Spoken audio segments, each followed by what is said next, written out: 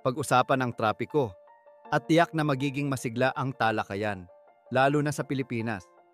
Sa araw-araw na buhay ng mga Pilipino, tila nakadikit na ang problema ng trapiko sa ating mga rutang tinatahak.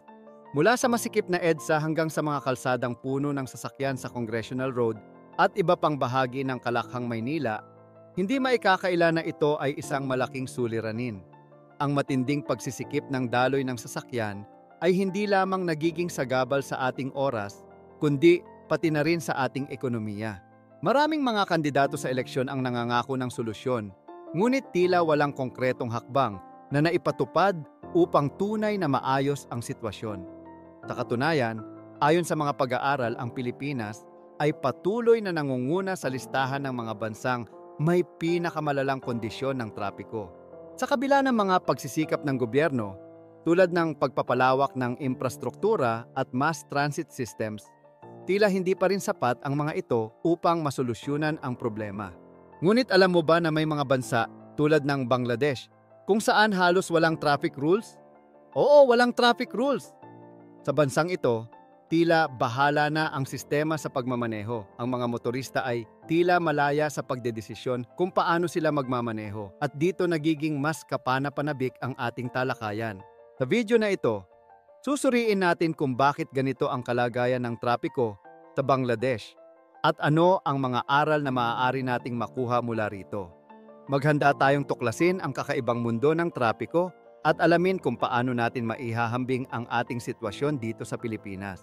Ang Bangladesh, lalo na ang kabisera nitong Dhaka, ay kilalang-kilala sa napakalalang problema sa traffic. Sa katunayan, ito na marahil ang isa sa mga bansang may pinakamabigat na daloy ng trapiko sa buong mundo. Ang mga kalsada ay madalas na puno ng sasakyan, at kung may galaw man, ito ay tila isang labanan ng mga driver na walang pakialam sa mga patakaran ng daan. Ang mga bus at iba pang sasakyan dito ay kadalasang marumi at puno ng gasgas na nagpapakita ng kakulangan sa pangangalaga at disiplina ng mga motorista. Kung ikaw ay isang driver sa Bangladesh, kailangan mong maging handa sa lahat ng posibleng panganib. Madalas kang magugulat na may biglang lalabas na sasakyan mula sa wala o may sisiksik na rickshaw sa tabi mo. Sa totoo lang, ang mga driver dito ay tila walang pakialam sa isa't isa. Lahat sila ay nagmamadali at walang nag-aantay. Isa ito sa mga dahilan kung bakit ang mga aksidente ay laganap. Ang masikip na kalsada at hindi maayos na infrastruktura ay nag-aambag din sa problema.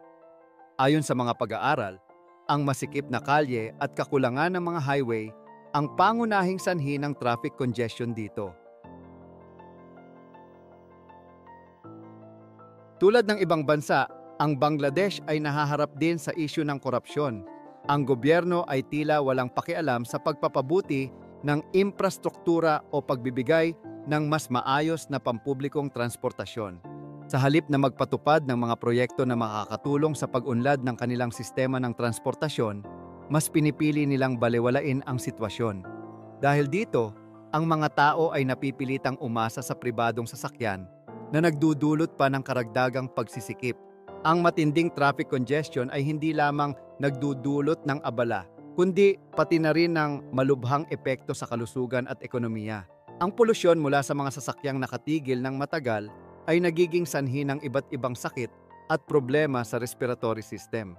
Bukod dito, ang oras na nasasayang sa traffic ay nagiging sanhi rin ng malaking pagkalugi sa ekonomiya dahil maraming oras ang nawawala mula sa produktibong oras ng trabaho. Alam mo ba kung bakit tila malalakas ang loob ng mga kamote drivers dito sa Bangladesh na maghari-harian sa kalsada? Isang pangunahing dahilan ay ang pagmamay-ari ng mga bus dito na nasa ilalim ng pribadong sektor. Sa madaling salita, hindi sila ang may-ari ng mga sasakyan na kanilang pinapagana. Kaya naman nagiging matapang sila sa kanilang pagmamaneho. Para bang wala nang bukas, sumisiksik at nagmamadali sila sa kalsada, na tila walang pakialam sa mga patakaran at batas trapiko. Kakaiba talaga ang mindset ng mga taga-Bangladesh pagdating sa pagpapaandar ng kanilang mga sasakyan. Sa katunayan, tila dinaig pa nila ang mga kamote drivers sa Manila pagdating sa kanilang asal sa kalsada. Ang mga bus dito ay may katangian na parang jeepney sa Pilipinas. Kahit puno na ang sasakyan, patuloy pa rin silang nagpapasakay. Minsan, kahit na umiinit na ang puwet mo dahil wala ka ng maupuan, masisiksikan ka pa rin sa loob. Sa Bangladesh talagang makikita ang kultura ng paunahan. Dahil maraming rule breaker dito, madalas nilang hindi sinusunod ang mga batas trapiko. Halimbawa, kahit naka-red light ang signal, para itong naka-green para sa kanila. Mabilis din silang magpatakbo dahil hinahabol nila ang mga pasahero na gustong sumakay. Ang kanilang katwiran ay simple. Mas mabilis magmaneho, mas mabilis makakaikot, at kapag mas mabilis silang nakakaikot, mas maraming kita ang kanilang makukuha. Ang mga bus dito ay may kakaibang estruktura kumpara sa karaniwang bus sa Pilipinas. Wala silang pintuan at bukas ang lahat ng bintana, kaya't parang instant aircon na rin ito para sa mga pasahero.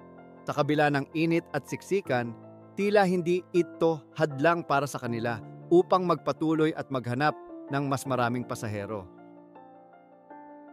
Magtataka ka siguro kung bakit sa kabila ng tila gulo-gulo ng trapiko sa Bangladesh, walang nahuhuli sa mga motorista. Ang dahilan ay simple.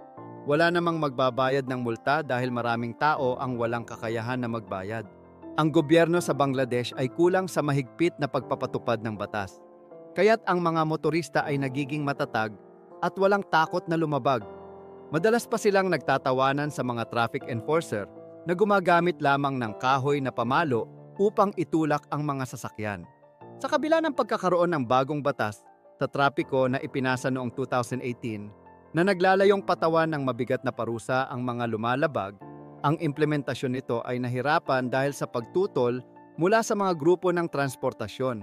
Marami ang nag-aalala na ang mas mahigpit na batas ay maaring magdulot ng kakulangan sa mga lisensyadong driver na nagiging sanhi ng pangamba sa pagbagsak ng sistema ng transportasyon. Sa Pilipinas naman, ang mga kamote drivers ay kilalang kinatatakutan dahil sa kanilang reckless na pagmamaneho. Sa kabila ng mga pagsisikap na mapabuti ang sitwasyon tulad ng Smart Traffic Recognition and Enforcement System, patuloy pa rin ang problema sa matinding trapiko at aksidente. Sa Bangladesh, tila masaya pa ang mga bus driver kapag mabilis ang takbo nila at hindi sila nag-aalala kung magsiksikan o maghalo-halo ang amoy ng mga pasahero basta't makauwi lang sila. Ang ganitong asal ay nagpapakita ng mas malalim na problema sa kultura ng pagmamaneho at pagpapatupad ng batas sa parehong bansa. Hindi lang yan, dahil ang Dhaka, ang kabiserang lungsod ng Bangladesh, ay nahaharap sa isang seryosong krisis sa trapiko na nagiging sanhi ng malawakang epekto sa ekonomiya at kalidad ng buhay ng mga residente. Ang mabilis na paglaki ng populasyon na umabot sa mahigit 20 milyong tao ay nagdudulot ng hindi sapat na infrastruktura sa transportasyon. Sa taong ito, ang kabuuang bilang ng mga oras ng trabaho na nawala sa mga kalsada ng Dhaka ay lumampas sa 8 milyon bawat araw, isang makabuluhang pagtaas mula sa 5 milyong oras noong 2017. Ang pagtaas na ito ay nagpapakita ng lalim ng problema at ang pangangailangan para sa agarang solusyon. Isa sa mga pangunahing salik na nakakaapekto sa pagsisikip ng trapiko ay ang kakulangan ng pampublikong transportasyon. Maraming residente ang napipilitang umasa sa pribadong sasakyan dahil sa hindi maaasahang serbisyo ng pampublikong transportasyon. Ang hindi regulated na paglaki ng mga pribadong sasakyan ay nagdudulot din ng labis na pagsisikip.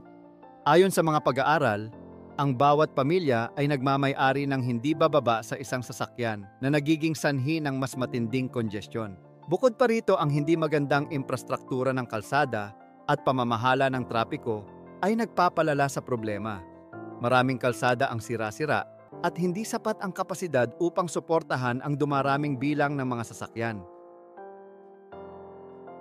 Ang kakulangan ng maayos na traffic management systems ay nagiging sanhi rin ng mas matagal na oras ng paghihintay para sa mga motorista na nagre-resulta sa pagtaas ng polusyon at gastos.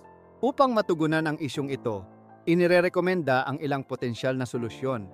Kabilang dito ang pagpapalawak at pagpapabuti ng pampublikong transportasyon tulad ng Bus Rapid Transit, BRT systems at Mass Transit Rail systems. Ang pagpapabuti naman sa infrastruktura, kabilang ang mga kalsada at pedestrian pathways, ay mahalaga rin upang mapadali ang daloy ng trapiko. Ang pagpapatupad ng mas mahusay na mga estratehiya sa pamamahala ng trapiko, tulad ng paggamit ng modernong teknolohiya para sa traffic monitoring at control systems, ay maaaring makatulong upang mapabuti ang sitwasyon. Natuklasan din sa pag-aaral na ang kombinasyon ng mga solusyong ito ay maaaring epektibong matugunan ang problema. Sa huli, ang tagumpay nito ay nakasalalay sa political will at financial investment mula sa gobyerno at iba pang stakeholders. Sa konklusyon, itinatampok ng planong ito ang pangangailangan para tugunan ang problema sa trapiko at binibigyang diin ang pangangailangan para sa komprehensibo at napapanatiling solusyon. Ang pag-aaral ay nagbibigay din sa mga gumagawa ng patakaran at mananaliksik ng balangkas para maunawaan at matugunan ang problema na nag-aambag upang mapabuti ang kalidad ng buhay para sa lahat ng residente ng Bangladesh.